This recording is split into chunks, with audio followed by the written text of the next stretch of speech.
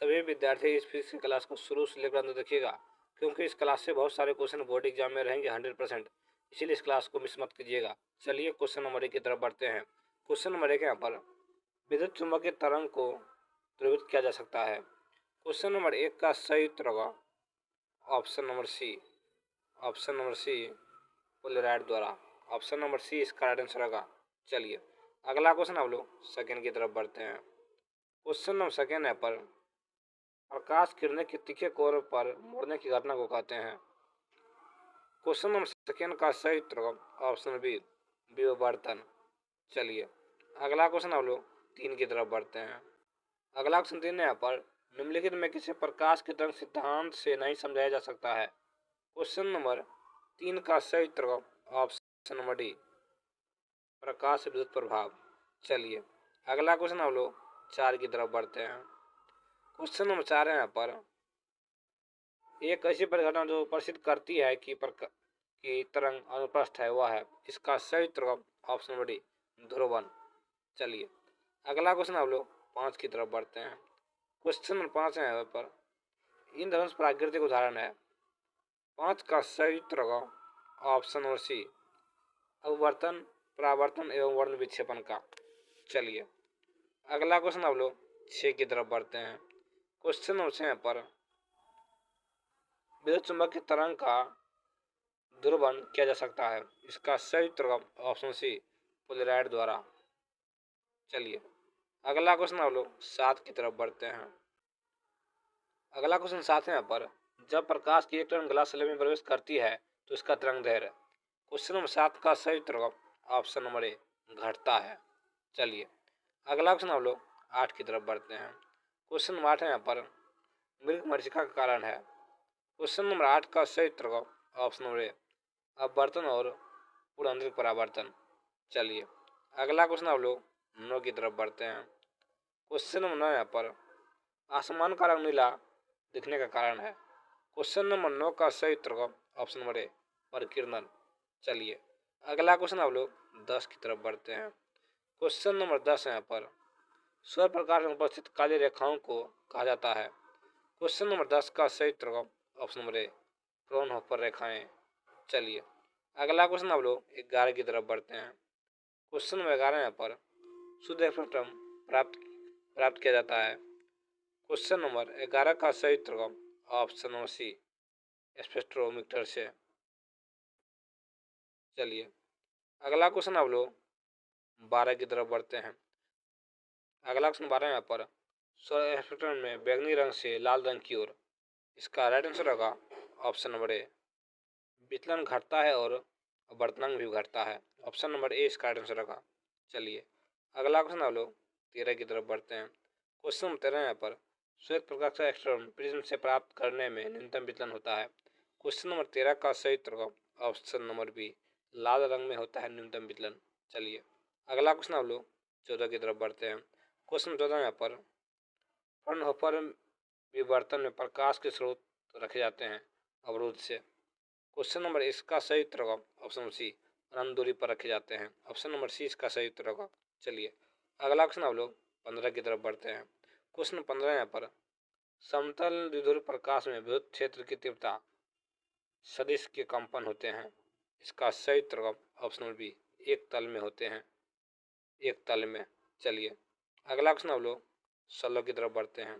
Question 16 यहाँ पर साबुन का बुलबुला प्रकाश में रंगीन दिखता है, जिसका कारण है। इसका सही उत्तर होगा ऑप्शन नंबर डी प्रकाश का व्यतिकरण। चलिए अगला क्वेश्चन हम लोग 17 की तरफ बढ़ते हैं। अगला क्वेश्चन 17 यहाँ पर दो कलाबद्ध स्रोत आभासी है। इसका राइट आंसर होगा ऑप्शन नंबर सी फ्रेस्नेल के द्विक प्रिज्म में। चलिए अगला क्वेश्चन हम लोग 18 की तरफ बढ़ते हैं। क्वेश्चन नंबर 18 यहाँ पर हाइजेंस के द्वितीय तरंग के सिद्धांत का व्यवहार होता है।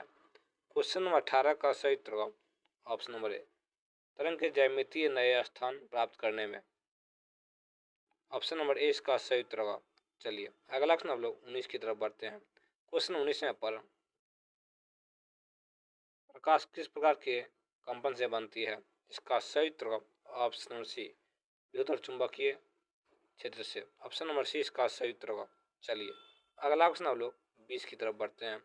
क्वेश्चन नंबर 20 यहाँ पर प्रकाश के तरंग गति सिद्धांत के अनुसार प्रकाश के पूर्ण न्याय इसका सही उत्तर ऑप्शन सी आवृत्ति इसका आंसर होगा। चलिए अगला क्वेश्चन हम लोग 21 की तरफ बढ़ते हैं। अगला क्वेश्चन 21 यहाँ पर दूसरे तरीकों की धारणा के आविष्कारक है, इसका सही उत्तर ऑप्शन सी हाइजेन। चलिए अगला क्वेश्चन हम लोग 22 की तरफ बढ़ते हैं। क्वेश्चन 22 में पर ध्रुव कोण की स्पर्शिया के अपवर्तनांक के बराबर होती है, यह नियम कहलाता है, इसका सही उत्तर ऑप्शन बी बूस्टर के नियम। चलिए अगला क्वेश्चन हम लोग 23 की तरफ बढ़ते हैं।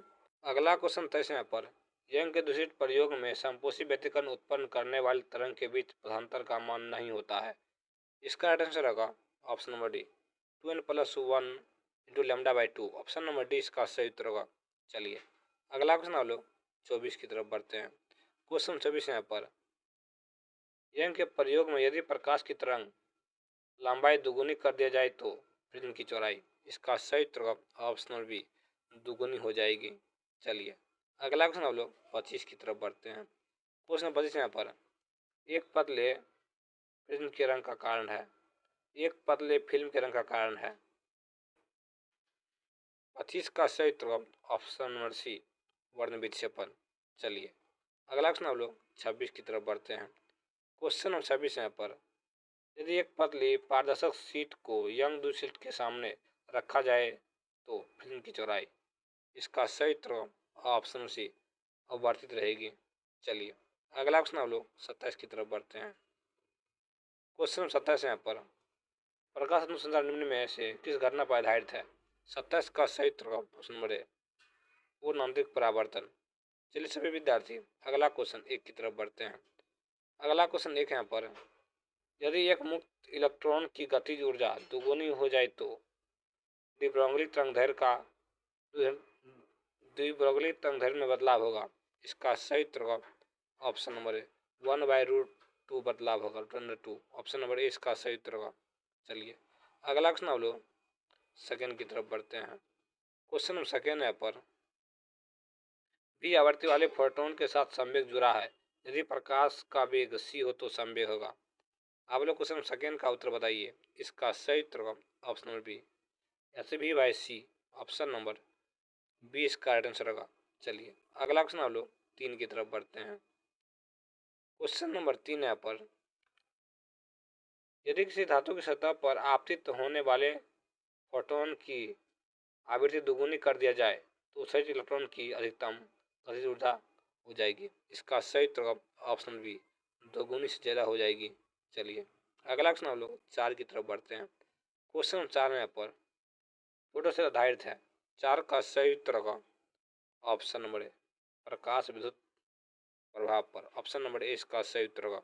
चलिए अगला क्वेश्चन हम लोग 5 की तरफ बढ़ते हैं। क्वेश्चन नंबर 5 यहाँ पर यदि विराम से एक इलेक्ट्रॉन को 1 वोल्ट विभवांतर आरोपित कर त्वरित किया जाए तो उसकी गतिज ऊर्जा होगी, इसका सही उत्तर option number A 1.14 joule. Option number A इसका सही उत्तर होगा। चलिए अगला क्वेश्चन हम लोग 6 की तरफ बढ़ते हैं। एक इलेक्ट्रॉन एक प्रोटॉन की तरंग लंबाई 1.00 nm है, इनमें किसके संवेग का मान अधिक होगा, इसका सही उत्तर ऑप्शन सी दोनों के संवेगों के मान तुल्य है। ऑप्शन नंबर सी इसका सही उत्तर होगा। चलिए अगला क्वेश्चन हम लोग 7 की तरफ बढ़ते हैं। क्वेश्चन 7 है पर एक प्रोटॉन की ऊर्जा 10 kV भी है, यह विद्युत चुंबकीय वर्णक्रम के किस भाग में स्थित है, इसका सही उत्तर ऑप्शन नंबर एक्स रे के भाग में स्थित है। ऑप्शन नंबर ए इसका सही उत्तर होगा। चलिए अगला क्वेश्चन हम लोग 8 की तरफ बढ़ते हैं। क्वेश्चन नंबर 8 पर प्रकाश विद्युत प्रवाह में उत्सर्जित प्रकाश इलेक्ट्रॉन की गतिज ऊर्जा समानुपाती होती है, इसका सही उत्तर ऑप्शन बी आपतित प्रकाश की आवृत्ति के। चलिए अगला क्वेश्चन हम लोग 9 की तरफ बढ़ते हैं। क्वेश्चन 9 पर कार्यफलन आवश्यक ऊर्जा है, इसका सही उत्तर ऑप्शन सी एक इलेक्ट्रॉन को सतह से ठीक बाहर निकालने के लिए। चलिए अगला क्वेश्चन लो 10 की तरफ बढ़ते हैं। क्वेश्चन 10 यहाँ पर द्वितीयक धातु का न्यूनतम कार्यफलन है, इसका सही उत्तर ऑप्शन नंबर है सोडियम का। चलिए अगला क्वेश्चन लो 11 की तरफ बढ़ते हैं। क्वेश्चन नंबर 11 यहाँ पर प्रकाश विद्युत में आपतित प्रकाश की एसोल्ड आवृत्ति है जिस पर, इसका सही उत्तर ऑप्शन नंबर है प्रकाश इलेक्ट्रॉन मात्र उत्सर्जित होते हैं, ऑप्शन नंबर ए इसका सही उत्तर। चलिए अगला क्वेश्चन लो 12 की तरफ बढ़ते हैं। क्वेश्चन 12 यहाँ पर द्रव तरंग की परिकल्पना किया, इसका सही उत्तर ऑप्शन डी डी ब्रोगली ने। चलिए अगला क्वेश्चन लो 13 की तरफ बढ़ते हैं। क्वेश्चन 13 यहाँ पर डी ब्रोगली तरंग है, इसका सही उत्तर ऑप्शन नंबर ए लैम्डा बराबर h/mv, ऑप्शन नंबर ए इसका सही उत्तर होगा। चलिए अगला क्वेश्चन 14 यहाँ पर प्रकाश विद्युत प्रभाव होता है, इसका सही उत्तर होगा ऑप्शन बी प्रकाश के कण आवृत्ति के कारण, प्रकाश के कण प्रकृति के कारण, ऑप्शन नंबर बी इसका सही उत्तर होगा।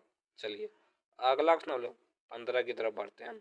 क्वेश्चन 15 यहाँ पर निम्न में से किसकी विमाएं फलनांक नियतांक के समान होगी, इसका सही उत्तर ऑप्शन नंबर डी बल गुना दूरी गुना समय। इसी तरह का रोज एवं पेश के महत्वपूर्ण क्वेश्चन पाने के लिए हम सब्सक्राइब करें। क्लास कैसा लगा आप लोग कमेंट करें। जय हिंद, जय भारत, वंदे मातरम।